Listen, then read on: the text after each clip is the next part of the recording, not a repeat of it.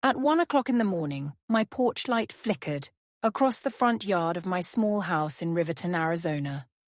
The night air was dry, still carrying the faint hum of motorcycles, from kids racing down the highway. Then came the pounding on my door. It wasn't the kind of knock that asked politely. It was frantic, uneven, desperate. "Mom, please open up," I froze.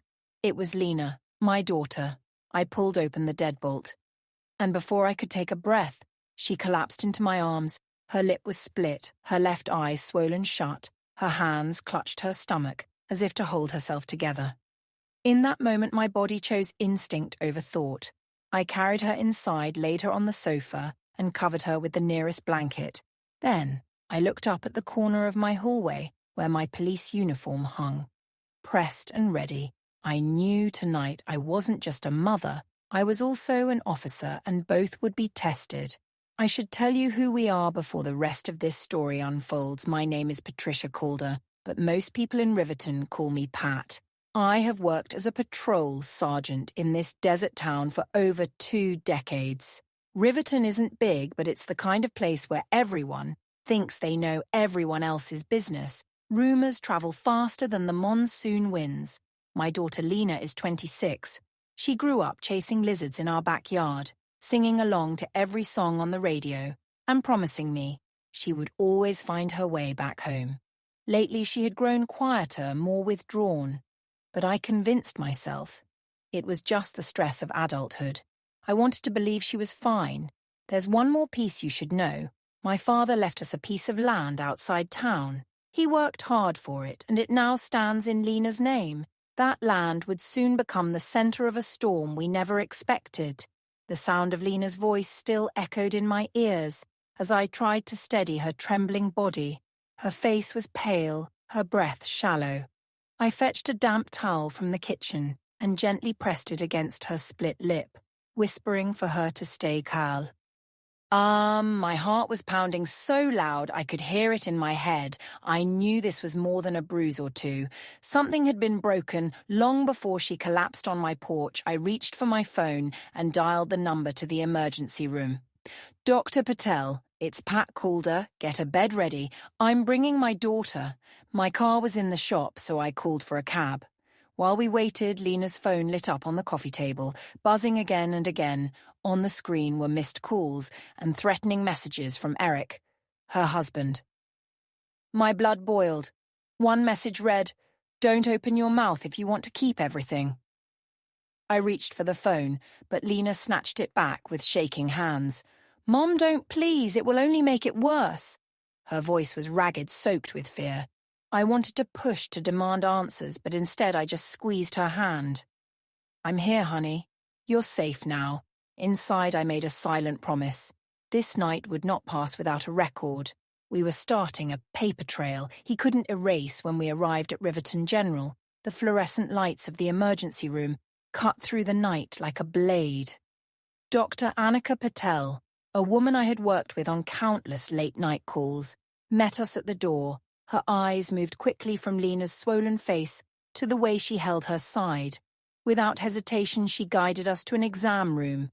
Nurses helped Lena onto the bed. They checked her vitals, gently lifted her blouse, and gasped at the dark bruise spreading across her stomach. Dr. Patel ordered X-rays and a CT scan to rule out internal bleeding. She moved with calm precision, but I saw the concern in her eyes. As Lena was prepped, I quietly asked the charge nurse for a copy of every photo, every note that would go into her medical record. "I need documentation," I said softly. She nodded. This wasn't the first time. She had seen a case like this while machines hummed in the background. Lena squeezed my hand, whispering, "Don't let him find me." I leaned close, my voice steady. "He won't. Not while I'm breathing. Before sunrise we H." Add discharge papers, imaging results, and a folder of medical photographs, sealed for evidence. It was not just treatment. It was testimony written in ink and images. I tucked the file under my arm and walked out of the hospital, knowing this was only the beginning. Back at home, the first rays of sun stretched across the street. As I stepped onto the porch, I noticed my neighbor, Mrs. Dolores Park, sweeping her front walk. She paused when she saw me and hurried over, her face lined with worry. "Pat, I heard pounding and crying last night. Is everything all right?" I hesitated for a moment, then told her the truth in a low voice. It was Lena Eric hurt her. She came here in the middle of the night. Dolores's jaw tightened, her broom clutched like a weapon. "That man has no shame," she muttered. Then her eyes lit with sudden purpose. "My porch camera records everything. Maybe it caught her arriving." Together we opened the app on her phone. There it was. 102 a.m. Lena knocking weakly at my door, her voice faint but desperate. Hearing those sobs again made my chest ache. But I also knew this was crucial. I asked Dolores to send me a copy. She pressed my hand. "Whatever you need, I'll testify." Back inside, I saved the footage onto an encrypted drive and a backup folder on my laptop. For the first time, I felt the scales tip. We had evidence outside my word, outside my daughter's fear. Proof had begun to take shape. Later that afternoon, my phone buzzed with a call from Caleb Morton, a clerk I had known for years, at the county records office. His voice was tense. "Pat, your name." And Lena's just showed up on a land transfer file. It didn't sit right with me, so I thought I should warn you. My stomach tightened. What transfer? Caleb sighed according to the paperwork. "Your daughter signed her piece of property over to a woman named Tara Quinn. But Pat, the signatures look wrong, and the notary on the stamp wasn't even on duty that day." I drove straight to his office. Caleb slid a folder across the desk, the shaky handwriting on the page. Didn't resemble Lena's. My own name was scribbled too, awkward and slanted. It was a forgery in plain sight. "This came in from Eric," Caleb whispered. He told the staff, "You asked him to file it because you were busy." I clenched the folder until my knuckles whitened. My father had worked himself rag to secure that land. It was Lena's inheritance, a piece of our family's story. Now Eric was trying to steal it with a pen. I asked Caleb for certified copies of every page. He nodded quickly but warned, "Be careful, someone inside helped push this through." Walking out with the file under my arm, I knew we weren't just fighting bruises anymore. We were up against lies written in ink. The next morning I drove to Malloy's trading post, the pawn shop Eric ran on the edge of town. The place smelled of motor oil and stale cigarettes. Two of his buddies leaned against the counter, their eyes narrowing as I walked past. One smirked well, if it isn't the mother-in-law.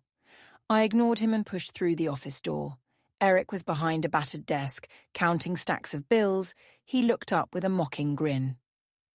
"Sergeant Calder, you here to buy or to nag?" I set a folder on the desk and slid it across to him. Inside were the photos of Lena's injuries, the ER report still frames from Dolores's camera, and the forged deed Caleb had given me. Each page was a nail in his coffin. Eric's grin faltered for just a second, then returned. "And what do you expect me to do with this? I've got better lawyers than you." I met his eyes, my voice steady. "I don't expect you to do anything. The court will handle it." He leaned forward, voice sharp. "That girl of yours needed discipline. Don't think your badge will always save you." The words made my blood boil, but I stayed still. I gathered the file, stood, and looked him squarely in the eye. "From now on, it's not your rules. It's the law."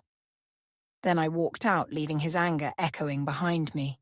By the end of the week, the gossip mill in Riverton was churning at full speed. At the farmer's market, I caught Wisp. Years trailing behind me, she's just a cop, using her badge to get even with her son-in-law. At the diner, I overheard Lena probably made the whole thing up. You know how young wives are. Each word stung like a thorn, but I kept walking head high. That night when I returned home, I found an unmarked envelope shoved under my front door. Inside was a scrap of paper scrawled in uneven handwriting. "Shut up, or you'll lose your daughter." My hands trembled as I read it, but not from fear, from fury. I slipped the note into the evidence folder, knowing one day it would be read under oath. I called Captain Joel Ramirez, my superior at the station. We need extra patrols near my neighbor, Dolores Park's house. Lena is staying there, and I won't risk Eric's men sniffing around. His voice was firm but carried a hint of concern. Pat, you're walking a dangerous line, but I'll cover you. Just keep everything documented. The rumors grew louder, but so did my determination. I realized the battle wasn't just against Eric. It was against the story. He was spreading to bury the truth. I knew the case would stay weak, unless someone from Eric's inner circle came forward. That person was Tara Quinn, the woman who had been parading on his arm while Lena nursed bruises at home. I learned she often spent evenings at the Silver Spur, a dimly lit bar at the far end of Hidalgo Street. One Thursday night I put on an old jacket and cap, slipped into a corner booth and waited. Around 10, Tara walked in wearing a red dress, her lips painted dark, a drink in her hand. She looked confident, but her eyes carried the weight of someone in over her head. I slid an envelope across the table. Inside were copies of the forged deed, with her name on it and public records of her debts. Eric can't protect you, I said quietly. But the truth might. She laughed at first, but her hand trembled as she flipped through the papers. The color drained from her face. He promised me land a new start. I see now he just used me. Leaning closer, I told her, you have one chance, see. To walk away clean. Testify, tell the court what really happened. Tara hesitated, then nodded slowly. I'll do it, but you have to promise I'll be safe. For the first time, I felt the tide begin to turn.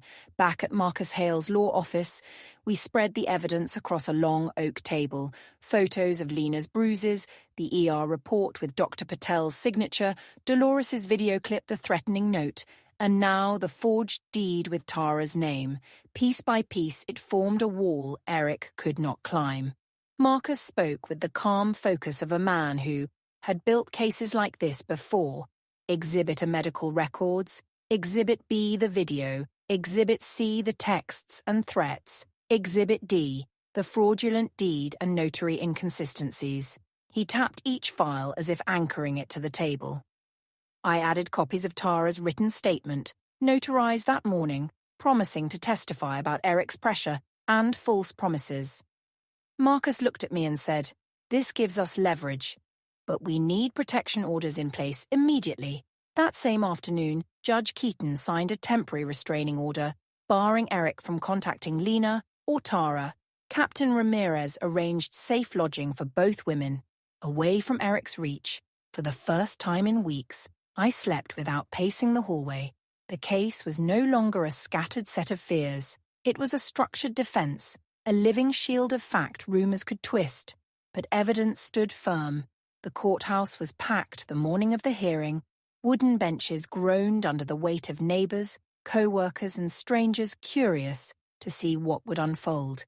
The air buzzed with whispers, until Judge Raymond Keaton entered and called the room to order. Marcus Hale rose first, Your Honor. This case is not about rumor. It is about records, injuries and evidence. That speaks for itself, he began with the medical file. Dr. Patel took the stand, explaining Lena's contusions and why they could not have come from a simple fall. Her testimony was calm, clinical, and devastating. Next came the video on the screen, Dolores's PO. RTH, camera showed Lena at 102 a.m., knocking weakly, her voice breaking through the quiet street. Gasp echoed through the courtroom as people saw with their own eyes what words alone could not capture. Then Marcus presented the threatening text messages. Each message was authenticated by phone logs. The words glared from the projector. Don't open your mouth if you want to keep everything. The forged deed followed. Clerk Caleb Morton testified to the inconsistencies, pointing out the notary stamp that did not match official logs. It was irrefutable proof that Eric had tried to steal the Calder family land. Finally, Tara Quinn stepped forward. Her voice shook, but she told the truth. Eric promised me a share if I signed the papers. He said Lena would never fight back, but he lied to me and he lied to her. Eric shot up from his chair, shouting, "You traitor!" The judge's gavel slammed down order. When it was my turn, I stood tall in my uniform. I am a police officer. But today I am here as a mother. The man who hurt my daughter and forged our names is not a protector. He is an abuser. And the law must answer. Eric's lawyer, Victor Ames, tried to twist the narrative, suggesting extortion and bias. But each rebuttal fell against the hard surface of documented proof. By the time Marcus closed, the room was silent. The evidence had spoken, louder than the gossip ever could. Everyone knew the truth. Judge Keaton returned after a long pause, his voice steady as he read the ruling.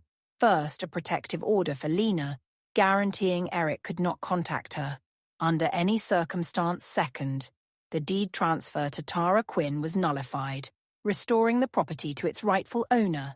Third, every one of Eric's assets was frozen.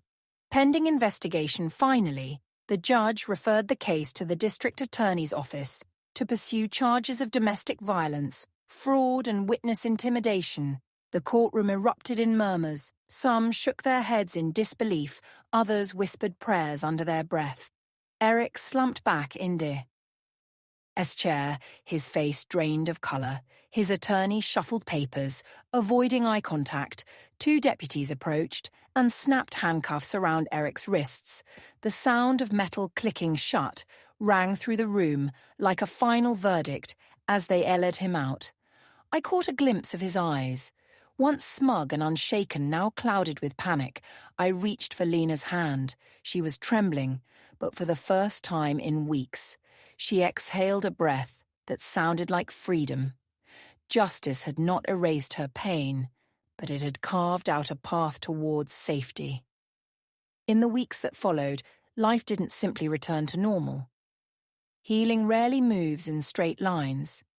Lena often woke in the middle of the night, her body jolting upright from nightmares. Sometimes she cried out, convinced Eric was at the door. Each time I sat by her side, holding her hand until her breathing slowed. Dr. Naomi Winters, the therapist Marcus recommended, began meeting with Lena twice a week. Slowly, Lena learned grounding exercises, counting objects in the room, steadying her breath, writing down her fears instead of burying them. It wasn't magic, but it gave her tools to face the darkness. Small victories appeared like scattered sunlight. Lena walked to the store alone without scanning every doorway. She cooked dinner and hummed along to an old song she once loved.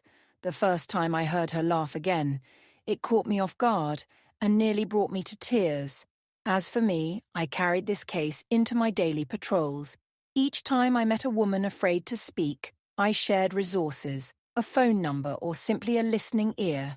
I wanted them to know silence feeds the pain, but truth, even slow, even heavy, can set a person free.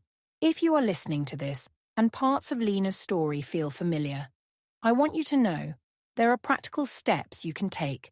First, if you are in immediate danger, call emergency services. Your safety comes before everything else. Second, document what is happening.